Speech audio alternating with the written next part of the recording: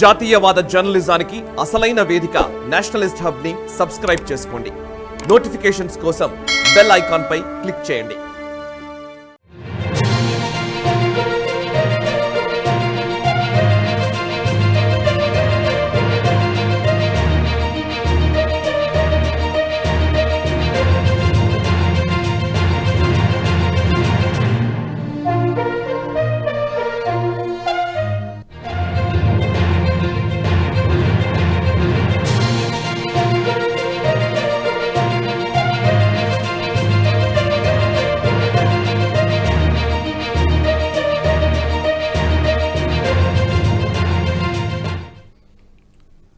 జ్ఞానవాపి మసీదు కేసు కీలక మలుపు తిరిగింది. మసీదులో పూజలు చేసుకునేందుకు అనుమతినివ్వాలని కోరిన హిందువులకు సానుకూలంగా కోర్టు తీర్పునిచ్చింది. బులెటిన్లో బ్రేకింగ్ న్యూస్ చూస్తున్నాం.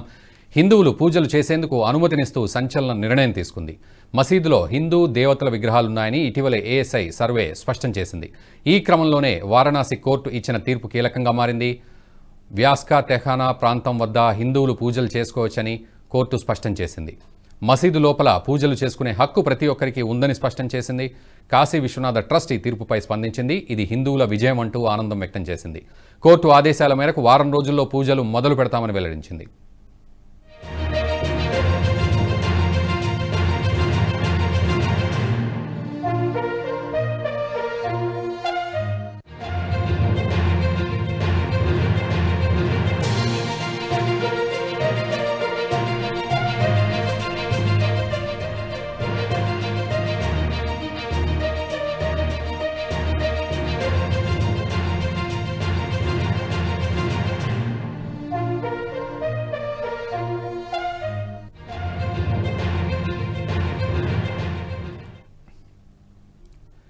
జ్ఞానవాపి కేసు కీలక మలుపు తిరిగింది. మసీదులో పూజలు చేసుకునేందుకు అనుమతినివ్వాలని కోరిన హిందువులకు సానుకూలంగా కోర్టు తీర్పునిచ్చింది.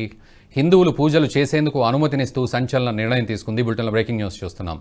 ఇక మసీదులో హిందూ దేవతల విగ్రహాలున్నాయని ఇటీవలే ఏఎస్ఐ సర్వే స్పష్టం చేసింది. ఈ క్రమంలోనే వారణాసి కోర్టు ఇచ్చిన తీర్పు కీలకంగా మారింది. వసూఖానా ప్రాంతం వద్ద హిందువులు పూజలు చేసుకోవచ్చని కోర్టు స్పష్టం చేసింది. మసీదు లోపల పూజలు చేసుకునే హక్కు ప్రతి ఒక్కరికి ఉందని స్పష్టం చేశారు. కాశీ విశ్వనాథ్ ట్రస్ట్ ఈ తీర్పుపై స్పందించింది. ఇది హిందువుల విజయం అంటూ ఆనందం వ్యక్తం చేసింది. కోర్టు ఆదేశాల మేరకు వారం రోజుల్లో పూజలు మొదలు పెడతామని వెల్లడించింది. ఇక ఇదే అంశానికి సంబంధించి పూర్తి అప్డేట్స్ మా ఎగ్జిక్యూటివ్ ఎడిటర్ శివప్రసాద్ లైవ్లో అందిస్తారు. శివప్రసాద్, చెప్పండి. ఇటు జ్ఞానవాపి కేసు కీలక మలుపు తిరిగినట్లుగా తెలుస్తోంది. పూర్తి అప్డేట్స్. డెఫినెట్గా రఘు, ఎందుకంటే చాలా కాలం నుంచి తీవ్రమైనటువంటి ఈ ఒక రకమైన యుద్ధ వాతావరణం పరస్పరం నెలకొన్నటువంటి నేపథ్యంలో దీని మీద ఆర్కియాలజికల్ సర్వే చేయించారు. ఆ మేరకు ఈ సర్వే చేయించిన తర్వాత, అంటే ఈవెన్ సర్వే చేయించడానికి కూడా చాలా తీవ్రమైనటువంటి ప్రతిఘటన ఎదుర్కోవాల్సినటువంటి పరిస్థితి వచ్చింది. కాశీ విశ్వేశ్వరాలయానికి ఆనుకునే ఉన్నటువంటి ఈ పురాతనమైనటువంటి పాత దేవాలయం ఏదైతే ఉందో దాని మీద ఉన్నటువంటి గోడలతో సహా మొత్తం అంతా కూడా హిందూ టెంపుల్ యొక్క గోడలు ఎట్లా ఉంటాయో ఆ గోడలన్నీ కూడా అట్టగే డిజైన్ చేయబడినటువంటి గోడలు అవన్నీ ఉన్నాయి. ఆ పైన కేవలం మాస్కులు పైన ఏర్పాటు చేయడమే తప్ప, ఆ పైన అంటే రౌండ్గా ఉండేటువంటి మాస్కులు ఏవైతే ఉంటాయో అవి మాత్రం పైన పెట్టడం తప్ప, టూమ్స్ పెట్టడం తప్ప, మిగిలిన అన్నీ కూడా దాదాపు హిందూ టెంపుల్ పోలే ఉంటుంది మొత్తం అంతా కూడా.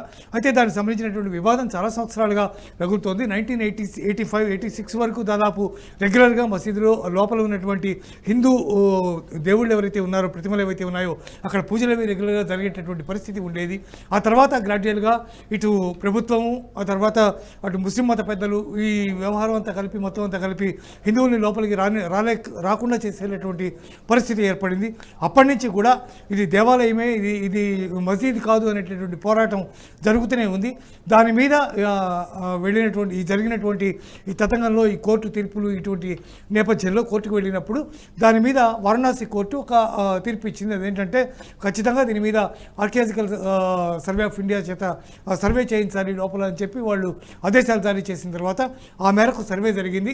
ఈ సర్వేలో కింద ఉన్నటువంటి సెల్లార్స్ ఏవైతే ఉన్నాయో దాదాపు 10 సెల్లార్స్ ఉన్నాయి కింద. ఈ సెల్లార్స్లో చాలా చోట్ల హిందూ దేవతల యొక్క విగ్రహాలవన్నీ కూడా లోపల ప్రతిష్ఠింపబడి ఉన్నటువంటి సన్నివేశం ఉంది. విజువల్స్లో కూడా మనం చూడొచ్చు, ఫొటోస్లో మనం చూడొచ్చు. అవన్నీ చూసిన తర్వాత వాటికి సంబంధించినటువంటి ఆధారాలన్నీ కూడా ఆర్కియాలజికల్ సర్వే ఆఫ్ ఇండియా దాన్ని కోర్టుకు సమర్పించిన తర్వాత కోర్టు చారిత్రకమైనటువంటి తీర్పు ఇచ్చింది. ఖచ్చితంగా ఈ హిందూ గాడ్స్ లోపల ఉన్నారు కాబట్టి ఖచ్చితంగా లోపల పూజలు చేసుకునేందుకు వాళ్ళకి అవకాశం ఇవ్వాలి అనేటటువంటి డెసిషన్ తీసుకున్నారు. ఆ మేరకు తీర్పు ఇచ్చారు. ఆ ప్రకారమే కాశీ విశ్వనాథ ట్రస్ట్ కూడా ఇవాళ ఒక స్టేట్మెంట్ ఇచ్చింది. ఈ హిందువుల యొక్క ఘన విజయం, ఖచ్చితంగా మేము అక్కడ పూజలు స్టార్ట్ చేస్తాం. ఒక 1 వీక్లో మొత్తం అంతా శుభ్రం చేసుకున్న తర్వాత అక్కడ చేయాల్సినటువంటి శాస్త్రీయమైనటువంటి ఏవైతే కార్యక్రమాలు ఉన్నాయో అవన్నీ చేసిన తర్వాత లోపల మళ్ళీ పూజలు స్టార్ట్ అవుతాయని చెప్పి స్టేట్మెంట్ ఇచ్చింది. హిందువుల తరఫున మాట్లాడేటటువంటి వాళ్ళకి కూడా గొప్ప శుభవార్తగా దీన్ని భావించవలసి ఉంది. కేవలం కాశీ విశ్వనాథుని యొక్క టెంపుల్ పక్కనే ఉంది, ఇది ఆనుకునే ఉంటుంది. కాశీ వెళ్ళిన వాళ్ళు ఎవరికైనా సరే సుస్పష్టంగా కనిపిస్తుంది పక్కనే ఇంకో టెంపుల్ ఉంది పక్కన అనే విషయం. దానికి సంబంధించినటువంటి డీటెయిల్స్ అన్నీ ఇంకా అక్కడ ఏమేమి ఉండేది, ఏం జరిగింది అవన్నీ కూడా నెమ్మదిగా బయటకు వచ్చేటటువంటి అవకాశం ఉంది. ప్రస్తుతానికైతే అక్కడ హిందూ దేవతలు ఎవరైతే ఉన్నారో వాళ్ళకి పూజలు చేసుకునేందుకు మాత్రం కోర్టు అవకాశం ఇచ్చింది నాకు. రైట్ శివప్రసాద్, మరోవైపు అటు ముస్లిం బోర్డు మళ్ళీ దీనికి సంబంధించి పైకోర్టుకు వెళ్లే పరిస్థితులు ఎంతవరకు ఉన్నాయి? సో ఏ విధంగా ఉండబోతుంది? డెఫినెట్గా పైకోర్టుకు వెళ్తారు.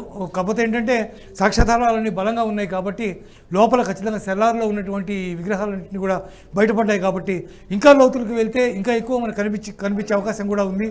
నిజానికి ఆ పక్కనే ఉన్నటువంటి బావిలో ఆ రోజు దీని మీద ఈ టెంపుల్స్ మీద జరుగుతున్నటువంటి దాడి సందర్భంగా అక్కడ ఉన్నటువంటి శివలింగాన్ని, మిగిలినటువంటి దేవతామూర్తుల్ని దాని లోపల నీళ్ళ లోపల ప్రతిష్ఠించి లోపల పెట్టి వాటిని కాపాడుకునే ప్రయత్నం హిందువులు చేశారు ఆ రోజు. అందువల్ల ఇవన్నీ కూడా మొత్తం అంతా కూడా బయటకు వచ్చే అవకాశం ఉంది. కాబట్టి పైకోర్టులో కూడా హిందువులకే విజయం లభించే పరిస్థితి డెఫినెట్గా ఉంటుందని అందరూ ఆశాభావం వ్యక్తం చేస్తూ ఉన్నారు. అందువల్ల విజయం వాళ్ళకే లభించే అవకాశం ఉంది. అయితే మీరు అడిగినట్టుగా కోర్టుకు వెళ్ళే అవకాశం మాత్రం తప్పకుండా కనిపిస్తుంది రేపు. శివప్రసాద్, మరోవైపు ఎన్నో ఏళ్ల హిందువుల కళ, దీన్ని ఏ విధంగా అర్థం చేసుకోవాలి? ఈరోజు పూజలు చేసుకోవచ్చు, పూజారిని అపాయింట్ చేసుకోవచ్చు అనే పరిస్థితి వచ్చింది కదా, ఇది ఒక మైల్ స్టోన్గా ఎలా అర్థం చేసుకోవాలి? ఇదివరకు ఇంత క్రితం మనం చూసాం అయోధ్య విషయంలో కూడా ఇదే పరిస్థితి తలెత్తింది. చివరికి 1992లో కడసేవకులు అక్కడికి ఎక్కి మొత్తం టూమ్స్ని కూల్చేయడం, తర్వాత జరిగిన పరిస్థితులు ఇవన్నీ కూడా మనకు తెలిసినటువంటి విషయమే. ఆ తర్వాత ఖచ్చితంగా అది రామమందిరమే నిర్ధారణ అయిపోయిన తర్వాత మోడీ అధికారంలోకి వచ్చిన తర్వాత దానికి సంబంధించినటువంటి ప్రక్రియ అంతా వేగవంతంగా పూర్తయి మొత్తానికి 10 సంవత్సరాల కాలంలో భారతీయుల యొక్క కళ నిజమైంది, హిందువుల యొక్క కళ నిజమైంది. రామజన్మభూమిలో రాముడు ఎక్కడైతే జన్మించాడో అక్కడ అదే ప్రాంతంలో రామలల్లా విగ్రహ ప్రతిష్ఠ మనం చేసుకున్నాం, దానికి ప్రాణప్రతిష్ఠ చేసుకున్నాం. చాలా అత్యద్భుతంగా జరిగినటువంటి ఘట్టం. దేశ విదేశాల్లో ప్రపంచం అంతా కూడా రామనామంతో మారుమోగినటువంటి సందర్భాన్ని మనం చూసాం. ఇక్కడ కూడా కాశీ విశ్వనాథ ఆలయానికి ఆనుకున్నటువంటి జ్ఞానవాపి కూడా డెఫినెట్గా ముందు భవిష్యత్తులో అదే పరిస్థితి వస్తుంది. అదేవిధంగా అక్కడ మళ్ళీ పాత దేవాలయం ఏదైతే ఉందో దాన్ని కన్స్ట్రక్ట్ చేసేటటువంటి అవకాశము ఉంటుంది. డెఫినెట్గా హిందువుల మనోభావాలకి మరింత బలం ఇచ్చేటట్టుగా, హిందువుల యొక్క ఆకాంక్షలు ఏవైతే ఉన్నాయో నెరవేరేటట్టుగా అక్కడ కూడా ఖచ్చితంగా మళ్ళీ దేవాలయ ప్రతిష్టాపన జరిగేటటువంటి అవకాశం స్పష్టంగా కనిపిస్తుంది నాకు. శివప్రసాద్, మరోవైపు అటు కాశీ విశ్వనాథ ట్రస్ట్ కూడా దీనికి సంబంధించి ఎంత గడువు కోరింది, శాస్త్రోక్తంగా అంటున్నారు. సో ఏ విధంగా అక్కడ ప్రిపరేషన్స్ జరగబోతున్నాయని అర్థం చేసుకోవాలి? ఇంతకాలం దాదాపు పాడుపడిపోయినట్టుగా ఉన్నటువంటి ఆ ప్రదేశంలో మొత్తం చెత్త చెదారం పేరుకుని పోయి మట్టి ఉన్నటువంటి ప్రదేశంలో అక్కడే పూజలు చేయడం అనేది సాధ్యం కాదు. కాబట్టి అక్కడ శాస్త్రోక్తంగా చేయవలసినటువంటి విధి విధానాలు కొన్ని ఉంటాయి. కాబట్టి వాటిని నిర్వహించుకునేందుకు 1 రోజులు టైం అడిగింది. 1 రోజుల తర్వాత పూజలు స్టార్ట్ అవుతాయని చెప్పి ట్రస్ట్ ప్రకటించింది. అక్కడ మొత్తం అంతా శుభ్రం చేసి మళ్ళీ దేవతామూర్తుల్ని మళ్ళీ మొత్తం అంతా క్లీన్ చేసిన తర్వాత శాస్త్రీయంగా క్లీన్ చేస్తారు. వాటన్నిటిని కూడా శాస్త్రబద్ధంగా మంత్రపూతంగా వాటన్నింటిని కడిగి మొత్తం శుభ్రం చేసిన తర్వాత ప్రతిష్టాపన మళ్ళీ చేయాల్సినటువంటి అవసరం లేదు. కానీ దాదాపు చేసినంత తంతు అక్కడ కూడా చేయవలసినటువంటి పరిస్థితి ఉంటుంది. అవన్నీ కూడా నిర్వహించిన తర్వాత 1 రోజుల్లో పూజలు స్టార్ట్ చేస్తామనేది కాశీ విశ్వనాథ ట్రస్ట్ యొక్క అభిప్రాయంగా మనం భావించవలసి ఉంటుంది. నాకు thank you very much Sivaprasad.